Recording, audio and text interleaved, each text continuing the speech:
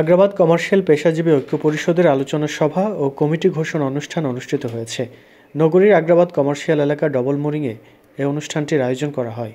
মঙ্গলবার সন্ধ্যায় কোরআন তেলাওয়াতের মাধ্যমে অনুষ্ঠানটি শুরু হয়। এতে প্রধান অতিথি ছিলেন সমাজসেবক ও শিক্ষাবিদ আব্দুল গফুর। বিশেষ অতিথি ছিলেন দামপাড়া পুলিশ লাইন জামে মসজিদের ইমাম ও খতিব হাফেজ মাওলানা মুফতি Mohammad Morshed Alam, the supreme trade কমের চেয়ারম্যান কবির আহমদ, কমার্শিয়াল পেশাজীবী ঐক্য পরিষদের সভাপতি মোহাম্মদ হাসানের সভাপতিত্বে ও ডাক্তার কফিল উদ্দিনের সঞ্চালনায় উদ্বোধনী বক্তব্য রাখেন আগ্রাবাদ কমার্শিয়াল পেশাজীবী ঐক্য পরিষদের সহসভাপতি মোহাম্মদ হাসানাতুজ্জামান।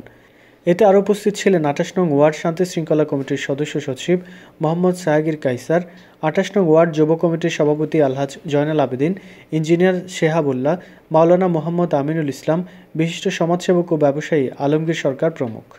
সভায় বক্তারা বলেন, সবাইকে নৈতিক শিক্ষায় শিক্ষিত হতে হবে, সর্বক্ষেত্রে সততা বজায় রাখতে হবে এবং ইসলামের সকল বিধিবিধান মেনে চলতে হবে। এ সময় জুলুম, নির্যাতন ও চাঁদাবাজদের বিরুদ্ধে সবাইকে ঐক্যবদ্ধ থাকার আহ্বানও জানান তারা। সভায় মোহাম্মদ হাসানকে সভাপতি ও এইচ.এম. মোহাম্মদ সুলেমান মারুফকে সাধারণ সম্পাদক করে আগ্রাবাদ কমার্শিয়াল পেশাজীবী ঐক্য পরিষদের ২১ সদস্য বিশিষ্ট কমিটি ঘোষণা করা হয়।